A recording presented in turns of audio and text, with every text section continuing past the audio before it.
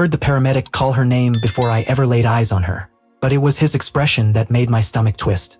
A mix of pity, strain, and something he couldn't quite bring himself to voice to a husband standing in a hospital hallway at 2:17 a.m. "Sir, your wife is stable," he said carefully.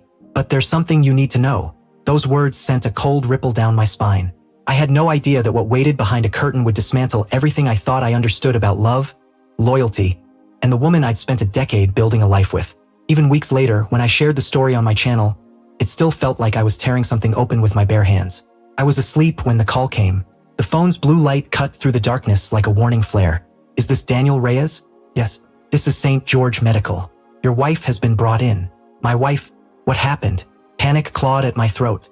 They refused to give details over the phone, only stressed that I needed to come right away. I sped through silent streets, the only sound the pounding of my pulse in my ears.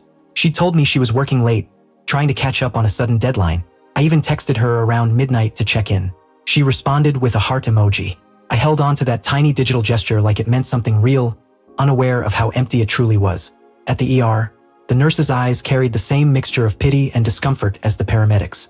"She's in room 6, the nurse murmured. "Someone is already with her. Someone. With my wife." At 2 a.m., my hand shook as I pulled back the curtain. There she was, pale, teary, exhausted. And beside her sat a man I had never seen before. The moment I entered, he stood abruptly, guilt blazing across his face. "Emily?" I breathed. Her eyes widened. "Daniel, wait. Who is he?" My voice cracked. Neither answered. The silence felt like a fist tightening around my throat. Finally, the man spoke quietly.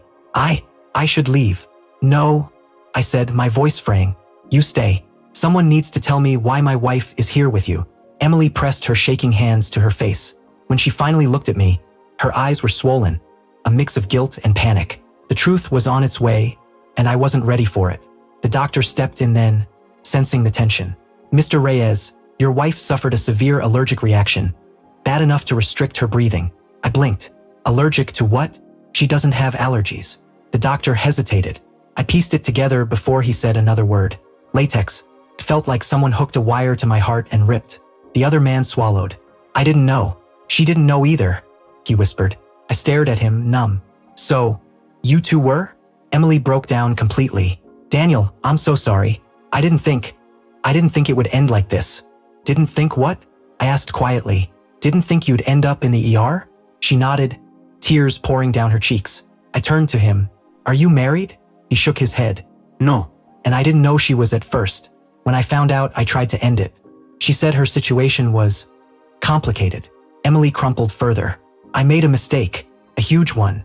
I wanted to scream, break something, tear the entire room apart, but I couldn't move. A crushing hollowness filled my chest." "You were with him," I said softly. "And the hospital called me, your husband, to come help you." The irony burned through my bones. "I rushed here, cared." She shattered everything. "I'm glad you're safe," I said. "But I'm done." She sobbed uncontrollably. "Daniel, please, I can fix this. I can." "No. You had 5 months to think about what you were doing." I found out in 5 seconds. The man lowered his head in shame, but he didn't matter. She had been the one who vowed loyalty. "I'll collect your things tomorrow," I said quietly. "Stay with him. Stay with whoever. I just can't stay with someone who destroys me and calls it a mistake." She reached for me, desperate. "Daniel, please don't go home alone tonight." I paused only long enough to give her the truth. "I've been alone for months. I just didn't realize it." Then I walked out. The door slid open like the world was making space for a version of me I didn't yet know. A man who wasn't going back to who he was before. If you're still here, thank you for listening. Sharing this then hurt. Sharing it now still does. But heartbreak doesn't end you. Betrayal doesn't define you forever. If you want more real stories, help me reach 2,000 subscribers. And protect your heart. Not everyone will.